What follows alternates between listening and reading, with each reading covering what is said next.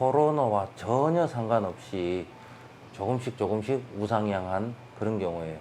오히려 매장과 배달이 같이 늘었으니까 참 감사한 일이죠. 저희 짬마담은 2017년 1월 달에 문을 열고 올해로 만 5년이 지났고요. 경북대 부근에서 영업을 하고 있고, 뭐 대표 메뉴로는 찹쌀 안심 탕수육하고 차돌박이 짬뽕을 팔고 있는 작은 중식당입니다. 처음에 네이밍을 지을 때 보통 이제 누구나 한 번쯤은 겪죠. 장사하시는 분이라면 일단 상호를 지어야 되니까 뭐라고도. 저 나름대로는 정말 스부들한테 괜찮은 기술을 전수를 받았고, 그 음식만 가지고 한번 승부를 보겠다는 생각이 있는데, 이거를 표현할 길이 없을까? 처음부터 일단 첫인상이라고 하는 브랜드 네이밍에도 그걸 넣고 싶다. 그렇게 저렇게 하다 보니까 서술형이 된 거죠. 좀 어째 보면 유치하기도 하고 어설프기도 하지만 그냥 가게 상호에다가 짬뽕 한 그릇에 마음을 담다라고 처음에는 했어요. 그런데 몇몇 고객님들께서 요즘 또 줄여서 잘 말씀하시잖아요. 그래서 짬마담 짬마담 해주시길래 그렇게 굳혀진 겁니다. 제가 중식을 조금 일찍 시작했어요. 일찍 시작해서 대략 10대 후반쯤인가? 동네에 수타면집이 하나 생겼길래 그때는 뭐 큰 생각이 없었죠. 어리기도 했고. 취업을 했는데 배우다 보니까 이 업이 잘 맞더라고요. 나름 배우는 재미도 있고. 근데 어느 정도 배우고 대략 뭐 한 1년쯤이 지나서 또 다른 업장을 이직하는데 모든 패턴이 같은 거예요. 그래서 더 배우고 싶다는 욕심에 이제 서울로 올라갔어요. 20대 초반에. 서울을 갔는데, 어우, 처음에는 깜짝 놀란 게, 뭐, 거의 평생을 배워도 다 못 배울 정도로 중식당의 메뉴 가짓수나 조리 기법이나 이런 게 어마어마하게 많더라고요. 정말 신기한 것도 많고, 맛있는 것도 많고, 재밌는 것도 많고.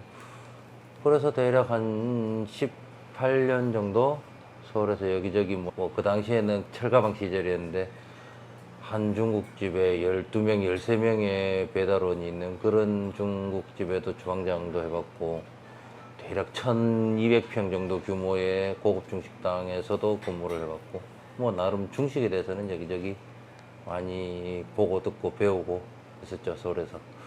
그걸 배워서 대구에서 나름 펼쳐 보니까 그때 배운 게 정말 도움되는 게 정말 많더라고요.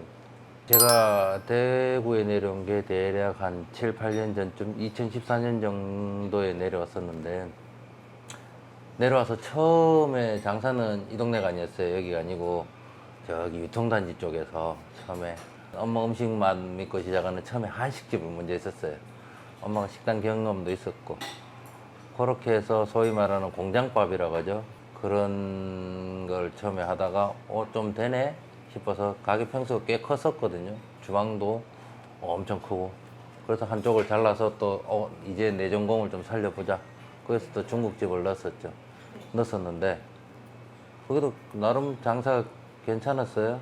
괜찮았었는데 장사 뭐 매출적인 면에서는 그럭저럭 괜찮았는데 너무 운영을 못했어요. 소위 말하는 앞으로 벌고 뒤로 밑가는 직원 수도 너무 많고 뭐 나가는 돈도 너무 많고 그런 면에서 좀 고생은 고생대로 하고 버는 게 없고 일단 애기들이 너무 어렸을 때라서 가족까지 너무 고생을 시켜서 그때 일단 잠시 그 가게를 정리를 하고 조금 쉬다가 그냥 작게 시작을 해서 다시 해보자라고 시작한 게 지금 이제 대연동 여기에서 짬마담으로 다시 시작한 거죠.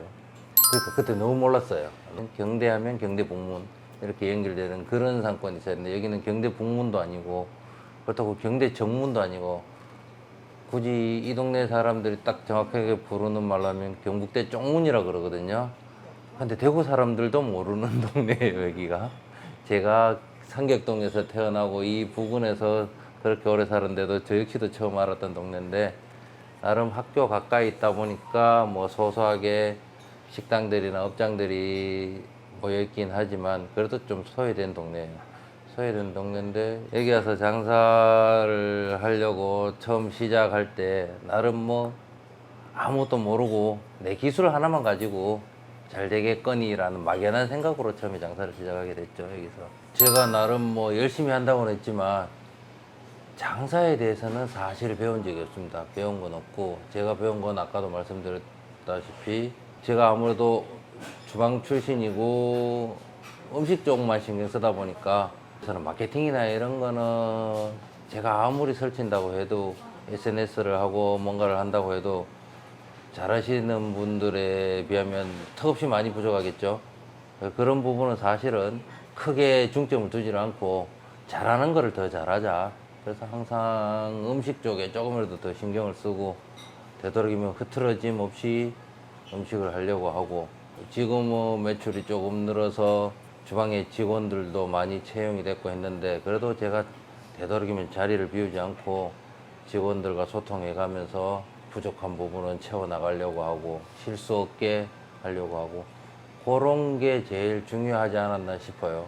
마케팅 이런 쪽을 많이 배우고 잘하면 좋겠지만 원래 잘 못하면서 그거에 제가 시간을 할애하고 하는 것보다는 음식에 최고 많이 집중을 두지 않았나, 그런 부분에 고객들께서 많이 좀 알아봐 주시고 그랬던 것 같습니다.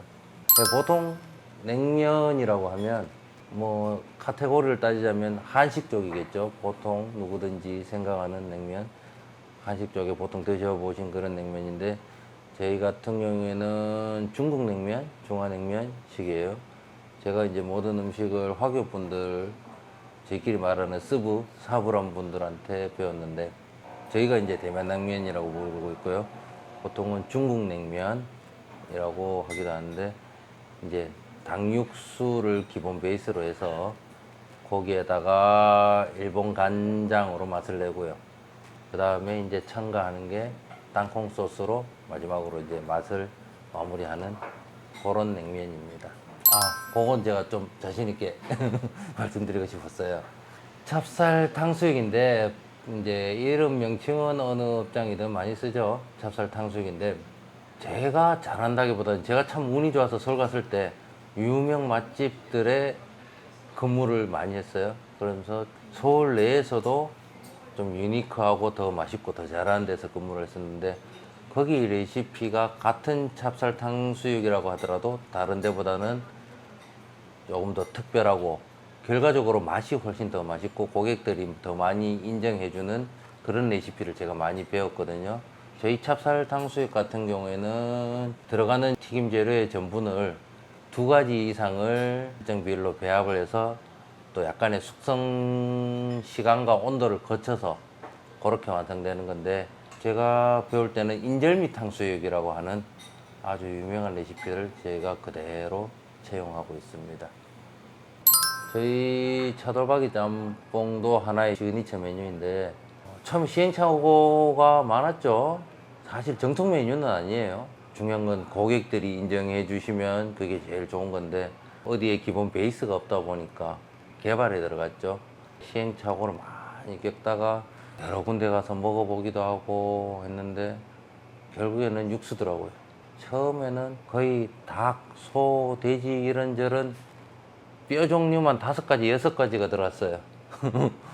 그렇게 해서 정말 노동 강도도 셌고, 그렇게 해서 우려내고 굽고 그렇게 해서 했는데 거기에서 뺄 건 빼고 넣을 건 넣고 하다 보니까 지금은 이제 육수에 중점을 많이 둬서 좀 진한 맛으로 우려내는 그런 짬뽕입니다.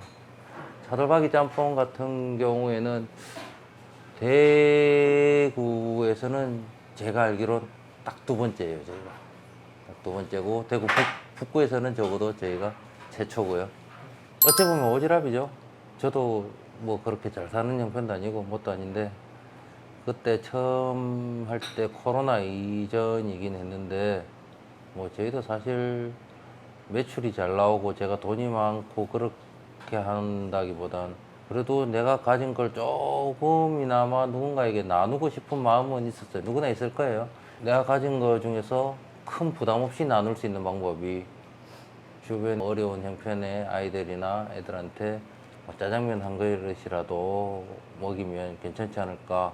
이걸 내가 사 먹인다고 경제적으로 생각하면, 예를 들어서 10,000원의 음식이면 내 인건비 계산 안 하고 뭐 안 하고 생각하면, 그냥 있는 음식의 재료비만 생각하면, 그 정도만 생각하면 충분히 뭐 큰 부담 없이 애들을 먹일 수 있겠다는 취지고, 또 저도 이 장사를 하면서 참 많이 깨달은 게, 주변 분들한테 도움을 많이 받았어요. 저보다 참 장사 선배이신 분들, 고수분들한테 도움을 많이 받았고 많이 배웠는데, 받은 만큼 되돌려주는 일을 하는 게 사람이 응당 당연한 게 아니겠느냐, 그런 생각을 해서 시작하게 되었습니다.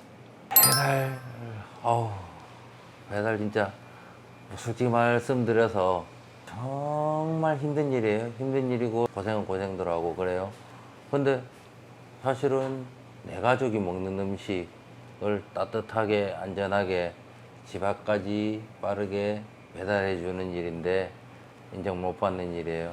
뭐 옛날 얘기 좀 하자면, 요즘은 배달 일도 많이 좀 디지털화되고 많이 좋아졌어요. 예전에는 제가 처음 시작할 때는 배달통을 들고 다녀야 됐고, 배달통이 큰 건 무게도 엄청났어요. 엄청났는데, 게다가 그때는 아파트가 엘리베이터가 없는 아파트가 많았어요. 특히 이 주변은, 제가 이 동네에서 여기 복현초등학교, 북중학교 그렇게 다 나오고, 상격동에서 태어났고, 여기 완전 터백이죠. 조금 과장해서 말하자면 상격동 1400 몇십 몇 번지 그러면 지도 안 보고도 갈 정도로, 그 정도로 뭐 배달에 대해서는, 중국집에 대해서는 많이 했었는데, 휴대폰이 없을 시절에는 가게 안에 벽에 붙은 커다란 지적도를 보고 자 출발을 하면, 그 근처 대로변 어디, 예를 들어 무슨 빵집에서 골목에서 꺾어 들어가서 거기서부터 바짝 긴장을 해야 돼요. 그 골목 안에서 시작되는 사거리를 2개를 지나서 우회전 한 번, 좌회전 한 번, 이런 식으로 딱 외워서 가야 되는 거예요. 그런데 만약에 가까운데 2개가 배달이 있으면 2군데를 머릿속에 외워가야 돼요. 그걸 또 잊어버리면 근처 빨리 중국집이든 아니면 부동산 안에 뛰어들어가서 양해를 구하고 지도 한 번 더 보고 다녀야 되고, 또 배달 가잖아요. 가면 또 그 당시에는 홍보가 완전히 1차원적인 홍보 시대다 보니까 항상 전대에다가 돈하고 전단지를 가지고 다닙니다. 그래서 아파트든 어디든 배달을 가면, 내가 배달 간 집 음식 내드리고는 옆집이든 어디든 전단지를 붙이고 다녀야 되고, 한가할 때는 아파트 같으면 계단 타고 내려오면서 전단지 다 붙이고 다녔었고, 그런데 이제 스마트폰이 나오고 보급이 되면서 배달 앱들이 생기다 보니까 전단지란 게 다 없어져 버리고, 광고 책자도 없어져 버리고요. 고객들 같은 경우에는 그걸로 바로 쉽게 주문해 주시고 저희도 주문을 받고, 또 배달원들도 요즘은 스마트폰으로 지도 보고, 가다가도 잊어버리면 다시 한번 보면은 그걸로 정확하게 갈 수가 있고, 참 좋은 세상이 됐죠. 그리고 또 배달의 형태도, 예전에는 철가방이었지만 지금은 퀵 서비스가 생기고 깔끔한 일회용 용기, 위생 용기에 배달하다 보니까 그릇 수거가 없고요. 다른 지역은 모르겠습니다. 적어도 대구 북구 이 일대에서만큼은 위생 용기도 저희가 최초로 썼을 거예요, 아마. 최초로 썼었고, PP 용기 썼었고, 그전에는 탕수육이나 이런 뜨거운 음식도 중국집들 보통 이제 그릇 단가가 있다 보니까 스티로폴 용기에서 위에 그냥 호일만 하나 깔고 이런 식으로 했었는데, 저희가 최초로 치킨 박스 용기에다가 안에 유산지 깔고, 뭐 최초로 한 게 꽤 많아요. 자랑 좀 하자면. 아니, 저희 같은 경우에는 조금 특이한 경우입니다.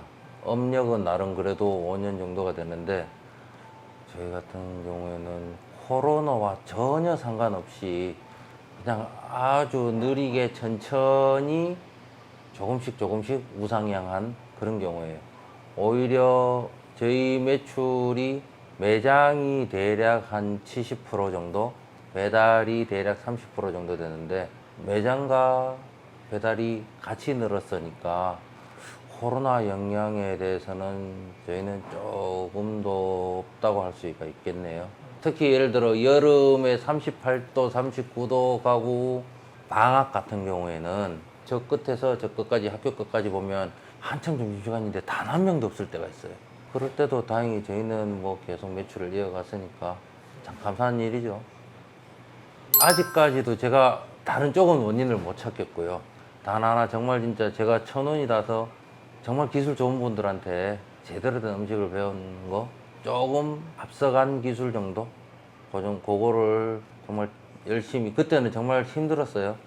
뭐 많이 혼나기도 했고 좀 자존심도 많이 상하고 속도 상하고 뭐 기분도 나쁘고 여러 가지가 많겠죠. 직장 생활하다 보면 부하 직원으로서 그런 거 꾹꾹 참고 배워서 제 걸로 만들어 뒀던 게 지금 많이 큰 도움이 된 것 같아요. 그런 것 같습니다. 자본금 여기 짠마담 시작할 때 대략 5천만 원 정도 가지고 있어요. 그 전에 장사를 하면서 좀 많이 잃었죠.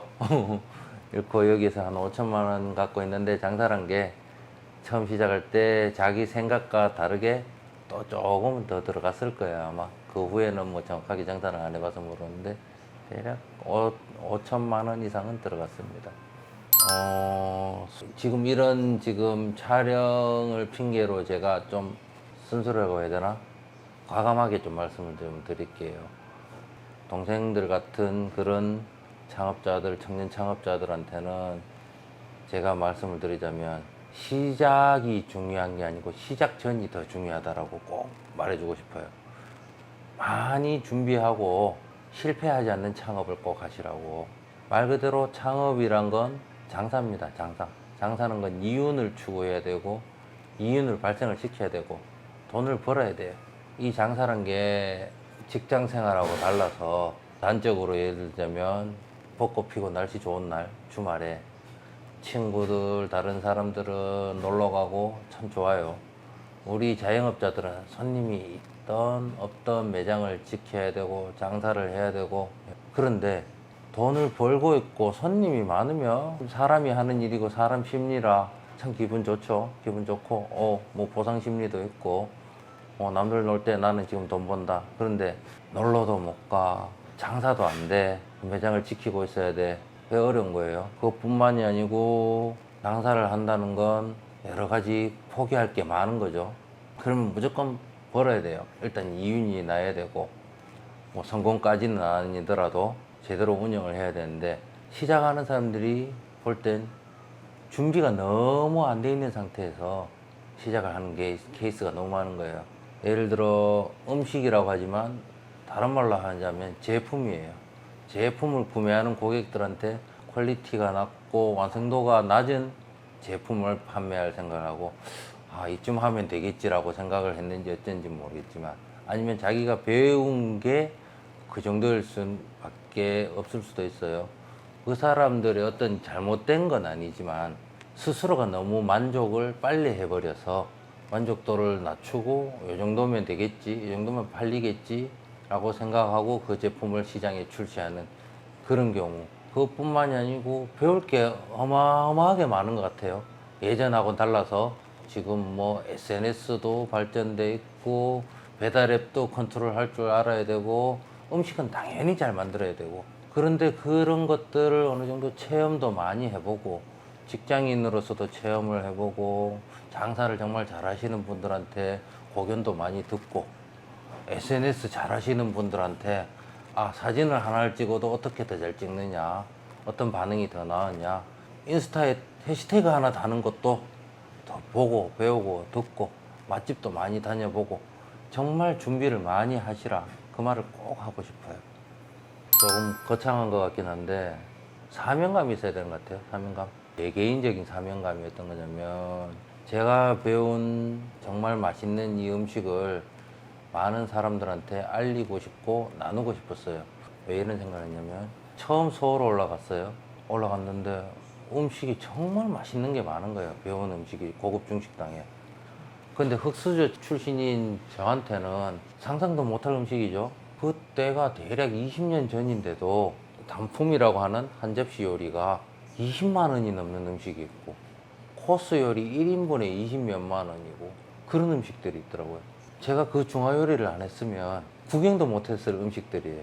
그런데 그런 것들 중에서도 조금만 어떻게 컨트롤을 잘 하고 불필요한 과정을 생략을 하고 그러다 보면 충분히 대중화할 수 있는 그런 메뉴들, 음식들이 꽤 있기 때문에 그런 것들을 세상에 좀 알리고 또 후배 요리사들한테 가르쳐 주고 그런 게 제 개인적인 사명이라고 생각합니다.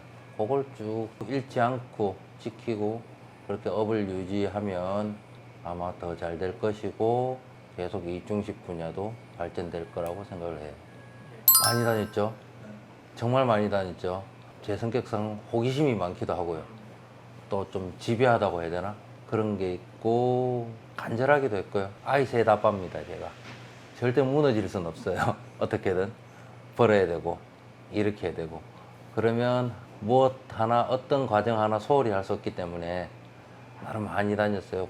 그래서 개인적으로 3대 짬뽕이라는 것들이 딱 하나 공통점은 있어요. 절대 신생 가게는 없더라고요. 그러니까 그 가게들이 좋게 보시는 분들도 있을 것이고 악평을 하시는 분도 있을 것이고 그런데 그 긴 세월 동안 이 어려운 자영업의 생태계에서 정말 노력 많이 하시고 오랫동안 버텨내신 분들이에요. 그분들에게는 어찌 보면 당연한 보상의 결과라고 생각합니다. 그런 명칭이. 그리고 물론 다 맛도 정말 맛있었고요. 모든 게 좋았었던 것 같아요. 지금요? 아니요, 행복하지 않습니다. 솔직히 말씀드려서 행복하지 않아요. 저한테는 1순위가 가족이거든요. 누구나 그렇겠지만, 모든 가정이 그렇겠지만 1순위가 가정인데 애기들 어릴 때부터 장사를 시작하다 보니까 못 해주는 부분이 너무 많은 거예요.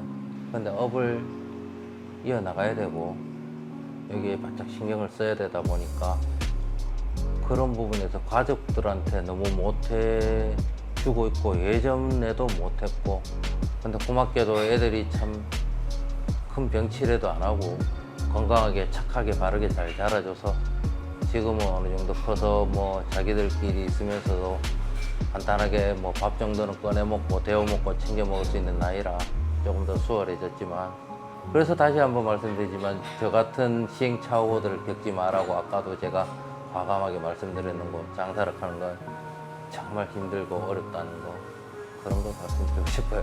아 지금 좀 감정이 좀 안 좋네요. 그 얘기 다시 하다 보니까. 두루뭉술하게 말하자면 잘 먹고 잘 사는 거고요. 잘 먹고 잘 사는 건데 그 잘 먹고 잘 살기 위해서는 모든 게 잘 돼야 되겠죠. 저 혼자 잘 되려고 생각하니 한계가 너무 짧더라고요. 그러면 주변에서 많이 도와주셔야 돼요. 도와주셔야 되면 그 중에서 한 부분이 제가 생각한 게 우리 직원들 후배 요리사들이 많이 도와줘야 되더라고요. 그러면 제가 그 후배 요리사들이 많이 배우고 제가 가진 걸 많이 가르쳐줘서 그 후배 요리사들이 정말 잘 될 수 있는 그런 업장을 제가 만드는 게 대구에서도 서울 유명 중식당 못지않게 괜찮은 중식당을 오히려 서울 사람들이 내려와서 맛보려고 하는 그런 중식당을 만드는 게 제 꿈입니다.